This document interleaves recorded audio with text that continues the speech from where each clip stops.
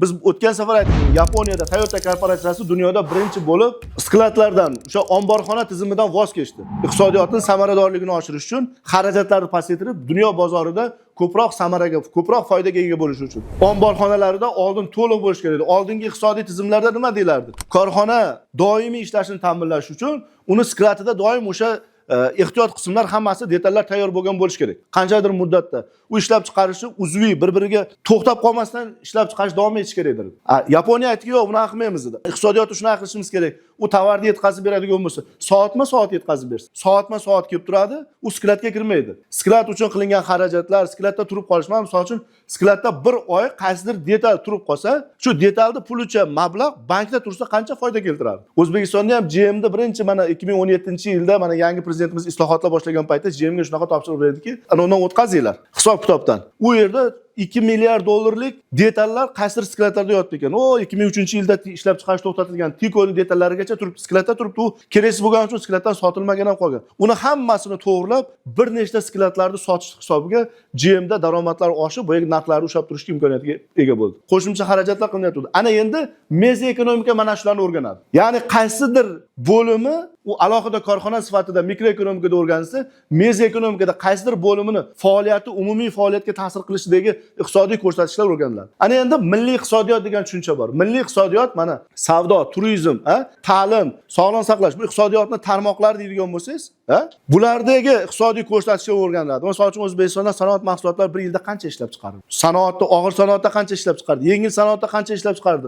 Buning uchun har bir mahsulot o'rtacha qancha daromad keltiryapti? Qaysi sohada biz iqtisodiyotni rivojlantirishimiz kerak? Mana bizga aytilyaptiki, statistikada turistlarni mana bitta turistni xorijdan kirib kelishi, ya'ni chegarani bosib o'tgan turistni o'rtacha daromadi dunyo statistikasi bo'yicha $100 shu mamlakatga qoldiradi. Ya'ni iqtisodiyotga $100 investitsiya qilyapti degani. Shu bilan birga funksional iqtisodiyot. Funksional iqtisodiyot nima degani? Funksional iqtisodiyot mana misol uchun pul kredit siyosati. O'zbekistonda pul kredit siyosatimiz qanaqangi holat? Soliq siyosatimiz, fiskal soliq siyosatimiz, iqtisodiyotimiz qanday holatda? Bizni misol uchun soliqlarimizni hozirgi holati qanday? Iqtisodiyotni makro darajada o'rgangan paytda aynan soliq tizimi iqtisodiyotga qanchalik yordam beryapti yoki qanchalik to'xtatyapti? Bizni hozirgi O'zbekistonda iqtisodiyotidagi soliq yukini, jami o'sha soliq yukini ko'radigan bo'lsangiz, dunyoning ko'plab mamlakatlaridan eng past darajada. Ya'ni bizning iqtisodiyotimiz rivojlanishi uchun kerak bo'ladigan, tadbirkorlarga yordam berish kerak bo'lgan ligotalarni soliq tizimida, fiskal siyosatda juda katta qo'llaganmiz. Endi bank monetar siyosatimizda mana funksional iqtisodiyotni bitta ko'rinish, bitta yo'nalishda. Bizni sal ahvolimiz og'irroq. Nimaga desa, biz soliqdan imtiyozlarni ko'proq berib, iqtisodiyotni rivojlantirish uchun sohalarga investitsiyani kattalashtirganimiz sari, sohalar bo'yicha, tarmoqlar bo'yicha prezident o'zi sumkasini ko'tarib olib, davlatma-davlat yuribdi. Biz bilan qo'shilib ishlaylar, O'zbekistonga kelib biznes qilinglar. Mana sizlarga xohlasalaring qazilma boyliklarni ham biz resurslarni beramiz. Birga mana shu yerda ishlab chiqarish qilaylik, ish o'rinlari yarataylik O'zbekiston uchun. To'g'rimi? Shunaqa qilib harakat qilib iqtisodiyotga investitsiyani olib kelyapti. Soliqlardan olsa imtiyozlar berilyapti-da, lekin o'sha tadbirkorlar birdaniga chiqib hamma biznes qilaman deydigan bo'lsa, nima bo'lyapti? Pulga talab oshyapti. Bu pulga talab ortishi pulning narxini oshiryapti. Va iqtisodiyotda biz har doim o'sha internetda, ijtimoiy tarmoqlarda muhokama bo'layotgan kreditlarning foizining yuqoriligi, iqtisodiyotga mana shu to'siq bo'lyapti, kreditni pasaytirish kerak. U kreditni pasaytirishning bozor mexanizmlari bor. Iqtisodiyotimizda to'yingan bozorda to'yingan holati bor, och bozor bor. Ana shu holatda iqtisodiyot boshqacharoq harakat qiladi. Iqtisodiyot to'yingan sari, mana misol uchun hozir Yevropaning banklariga borib pul qo'yaman deymiz. Bizda hozir pul qo'ysangiz 20% depozit beradi. Ya'ni yillik pulingizni olmayman, mana 10 million so'm pul qo'yaman desa, sizga 20% depozit pul beradi. Yevropaga borib, menga hozir 10 million pulni qo'ymoqchiman desangiz, aytadiki, yiliga 3% menga to'laysan deydi. Men sani pulingni qo'riqlab berganim uchun, pulni bankda saqlaganim uchun. Pulni qo'yganingizga siz haq to'laysiz naborot, saqlab berganim uchun. Bizda esa bizga o'xshagan mamlakatlarda iqtisodiyotda hali o'sishga intilish bor. Yangi o'sha biznes turlari, yangi iqtisodiyotdagi o'sha sektorlarning harakatidan kelib chiqib. Mana shularning hammasini nima deymiz? Milliy iqtisodiyot deymiz. Milliy iqtisodiyotda ko'rdinglar, korxonalar iqtisodiyoti, mamlakatdagi o'sha makro ko'rsatkichlar, o'sha ishsizlik, yalpi ichki mahsulot, bular shu bilan birga funksional iqtisodiyot, o'sha soliq siyosati yoki bo'lmasa boshqa iqtisodiy, qishloq xo'jaligi, sanoat, boshqalarni ko'radigan bo'lsa, bularning hammasi jamlanmasi milliy iqtisodiyotni beradi.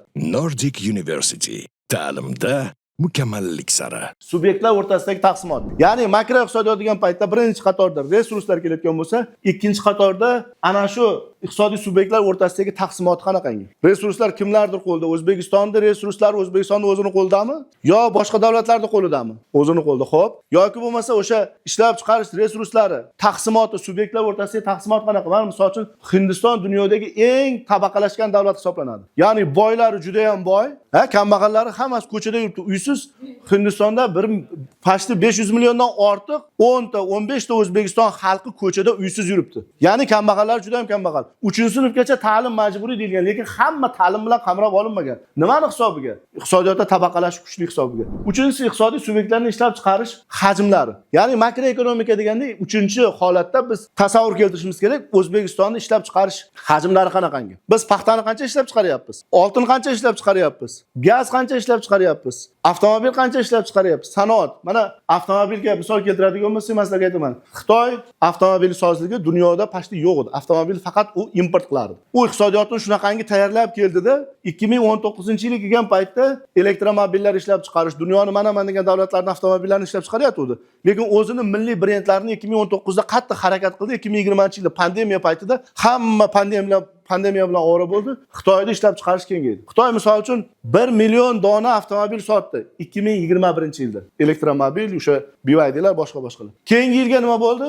Sirazi 2.7 mingtaga o'tdi. Juda ham 2 barobar kattalashdi. Undan 2023-yilga borganda 17 million ta avtomobil sotdi. Tasavvur qilasizmi? Dunyo bozorida mana Germaniyaning bitta avtokonserni o'zini bitta zavodini yopyapti. Yaponiyada 10 mingta ishchini bo'shatdi.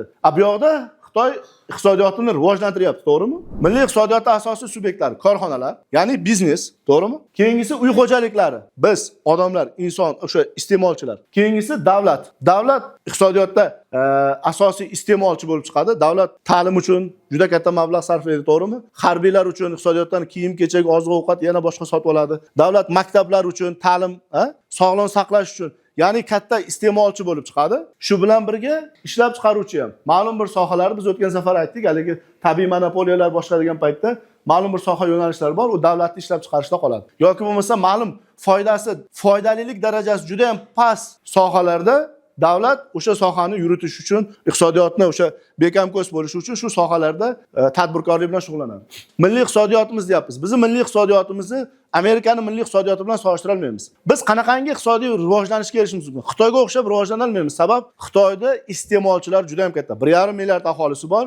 O'zlarida yaratilgan qiymatni, yaratilgan o'sha mahsulotni o'zlari ham iste'mol qilib, o'sha savdoni hajmini oshirish imkoniyatiga ega. Bizda-chi, biz 1,5 milliardga mo'ljallab mahsulot ishlab chiqarish, iqtisodiyotni moslashtirishimiz qiyin. Biz rivojlanishimiz mumkin bo'lgan Malayziya, Janubiy Koreya, shunga o'xshagan mamlakatlarga o'xshab biz iqtisodiyotimizni zo'r o'sha bir xil joyga keltirishimiz kerak. Uning uchun ta'sir qiladigan omillar bor. Birinchisi bozor sig'imi. Bizni bozor sig'imiz 40 millionga yaqinlashyapmizmi? 40 millionlik bozorda rashodni olishimiz kerak. Iloji boricha eksportni ham rashodni olishimiz kerak. Qachonki biz milliy mahsulotlarimizni chegaradan tashqariga chiqarishni ko'paytirmas ekanmiz, milliy iqtisodiyotimizda o'sishimiz o'zimiz bilan o'zimiz ketaveradi. Men bitta tadqiqotchini anosini ko'rdim, tadqiqotini. Dunyo bo'yicha qaysidir mamlakatga chetdan investitsiya kirib kelsa, investitsiya agar o'sha yerda qanaqadir zavod, fabrika qurib ishlab chiqarish rivojlansa, ana shu mahsulotlarini milliy bozorga sotadigan bo'lsa, keyinchalik bu samarasiz investitsiya hisoblanar ekan. Ma'lum bir qiymat yaratadi, foyda keltiradi, o'sha egalari o'sha investitsiyani qilgandan foyda olishi mumkin, lekin uzoqroq muddatda u o'zini o'zi yo'q bo'lib ketadi. Endi agar chetdan investitsiya kelsa yoki bo'lmasa qanaqadir investitsiya kiritilsa, shu mahsulotlar chegaradan tashqariga, ya'ni boshqa davlatlarga sotilsa, ya'ni eksport qilinsa, bu investitsiya samarali investitsiya. O'zini qoplashda boyagi investitsiyaga nisbatan yuqoriroq natijaga erishadi. Ikkinchisi, mamlakatning xalqaro mehnat taqsimotidagi ishtiroki. O'zbekistonda xalqaro mehnat taqsimotidagi ishtiroki juda ham katta. Hozir dunyoda 500 milliondan ortiq migrantlar bor. Kimlardir qaysi davlatlarga borib ishlayapti. Misol uchun bizdagilar Amerikaga borish xohlaydi, Yevropaga borish xohlaydi. Dubayda, o'sha Saudiya Arabistonida ishlash, chunki juda ham yuqori haq to'lanadi ishlash bo'yicha. Ana shuni holatda bizning ulushimiz juda ham katta. Chunki biz 4 milliondan ortiq migrantlarimiz chet davlatlarda ishlayapti. Bizni o'sha ishchi kuchi resurslarimizni makroiqtisodiy ko'rsatishda oladigan bo'lsangiz, ishchi kuchi resurslarimizni katta qismi dunyo bozorida migratsiyada yuribdi, to'g'rimi? Biz mana o'tgan yilgi O'zbekistonga mana yaqinda keldi, 2025-yilda 20 milliard dollarga yaqin chetdan pul kelyapti. U pul qayerdan kelyapti? Mana shu ishchilarimizni borib, o'sha migrantlar deymiz, tashqarida borib ishlab topib jo'natayotgan pullar. Iqtisodiyotda bu iste'mol bo'lib paydo bo'ladi. Kimdir uy qurishga harakat qiladi, kimdir to'y qilishga harakat qiladi, yana kimdir bolasiga kontrakt to'layapti. Ya'ni iqtisodiyotda iste'molni paydo qilib beryapti. Shunaqami? Ishlayman deb kelayotgan endi sekin-sekin kelyapti. Bizni O'zbekistonga kelib ishlayman degan juda ko'p Afrika davlatlari bor edi. Bir 30 dan oshiq Afrika davlatlariga biz vizani to'liq taqiqlab qo'ydik. Chunki u ertaga ko'payib ketsa. Hindistonga viza berayotganimiz yo'q. Xitoyga berdik, chunki Xitoyning iqtisodiy ahvoli odamlarni ishlash imkoniyati biznikidan sal yuqoriroq bo'lganligi. U o'zi xohlab kelib bu yerda yashab qolib, tilanchilik qilib yuradigan imkoniyati yo'q. Biz o'sha vizani berayotgan paytda ham hisob-kitob qilamiz buni. Mana shu holat mehnat taqsimotidagi ishtiroki, xalqaro mehnat taqsimotidagi ishtiroki ta'sir qiladi makroiqtisodiyotimizni, umuman milliy iqtisodiyotni o'zgarishida. Makroekonomikaga ta'sir qiladigan yana bitta ko'rsatkich infratuzilma holati. Biz mana sizlarning yo'nalishlar turizm, to'g'rimi? 2017-yilda prezidentlikka saylangandan keyin birinchi qarori turizm sohasi, turizmni rivojlantirish bo'yicha bo'ldi. Turizmni rivojlantiramiz dedi. 2017-2018-yilga kelganda turizm vazirligi alohida tashkil etildi va turizmga qo'shib chet eldan keladigan turistlarga juda katta sharoit yaratiladi. 2018-yilda esingizda bo'lsa, prezident butun dunyodagi O'zbekistonning elchilarini hammasini yig'di, Tashqi ishlar vazirligining yig'dida ularga majlis o'tkazib aytdiki, elchilar dedi, ikkita masala bilan shug'ullaninglar. Siyosiy masalalarni hal qilaman. Bittasi investitsiya olib kelinglar xorijdan dedi, ikkinchisi turist olib kelinglar. Elchilar mana shu bilan shug'ullanishga ularga alohida vazifa qo'yildi. Va ular turist olib kelishni boshladi. Keyin turizm vazirligi hisob-kitob qilib analiz qilib ko'rdiki, turistlar hamma elchixonalarga, Tashqi ishlar vazirligiga shoshmay turinglar. Nega desa, bizni infratuzilmamiz hali ko'tarmaydi. Buncha turist keladigan bo'lsa, gastitsamiz yetarli emas. Keyin nima qilishimiz kerak dedi. U yerda muhokama qildi. Vazirlar Mahkamasi prezident bilan hisob-kitob qilindi, aytdiki, bizda gastitsalarni qurishga biz qo'shimcha pul beramiz. Hozirgi kunda agar 100 ta xonasiga ega bo'lgan 5 yulduzli gastitsa qursangiz, qurib bo'lgan kuni sizga davlat har bir xonasi uchun 80 milliondan pul beradi. Agar 5 yulduzli gastitsa 50 ta xona bo'ladigan bo'lsa, 100 taga yetmasa 60 milliondan pul beradi. Prosta pul beradi sizga. Turistik infratuzilmalar yaratish bo'yicha juda katta imtiyozlar berdi. Turistlarga gastitsani yetkazolmasligini bilib, uy mehmonxonalari degan narsani joriy qildi. Ya'ni odamlarni uyida ham sharoit yaratib, qo'shimcha mehmon kutishga, o'zidagi masalan uchun 5 xonali uy bo'ladigan bo'lsa, qo'shimcha 2 ta xonasini mehmonlar kutib oladigan. Asosan mana bu tog'li joylarda yozda qabul qiladi. Mana banisalarda atroflarida, qanaqadir sanatoriyalarda atroflarida borsangiz, mana Zominda ham sanatoriya bor, atrofida dachalar bor, to'g'rimi? Biz dacha deb o'rganib qolganmiz. Lekin o'shalar uy mehmonxonalari. Nordic University ta'limda mukammallik sari. Endi makroiqtisodiy ko'rsatkichlar degan paytda eng katta yirik ko'rsatkich bu yalpi milliy mahsulot va yalpi ichki mahsulot. Yalpi ichki mahsulot bu mamlakat hududida 1 yil davomida ishlab chiqarilgan tovarlar va ko'rsatilgan xizmatlarning qiymati. Oddiy, sodda, ya'ni 1 yil davomida mamlakatda yaratilgan yangi qiymat. Xuddi shu paytda chet el fuqarolari yoki chet el rezidentlari O'zbekistondan kelib olgan daromadlari, masalan uchun Jem O'zbekiston 50-50 ishlayapti, deyapti, yoki Coca-Cola. Daromadini 50% O'zbekistonniki, 50% ularniki. To'g'rimi? Ana shu 50%ni olib chiqib ketgan. Ya'ni yalpi milliy mahsulotni hisoblagan paytingizda butun yaratilgan o'sha 1 yil davomida mamlakatda yaratilgan tovarlar, o'sha xizmatlarning qiymatidan chet el fuqarolari olib ketgan summa chiqib ketadi va O'zbekistonning fuqarolari, ya'ni rezidentlari chet eldan olib kelgan pul tushumlari, daromadlari yalpi milliy mahsulotda aks etadi. Eksport yuqori bo'lgan mamlakatlarda ko'proq yalpi milliy mahsulot aytib o'tiladi, chunki uni hajmi kattaroq bo'ladi. Eksport past,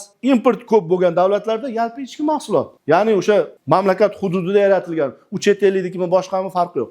Nordic University ta'limda mukammallik sari.